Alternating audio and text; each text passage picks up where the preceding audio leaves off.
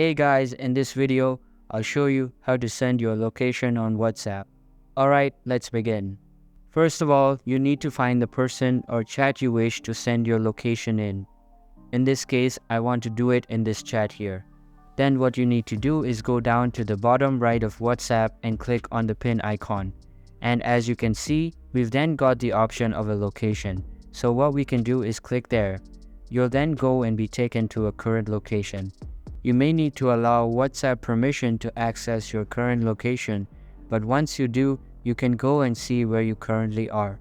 What you can do is choose if you just want to go and use a nearby place or go and search for them. As you can see down there at the bottom, once nearby place is loaded, you can see different places and you can also just send your current live position. But you can also go and share your live location for a set amount of time.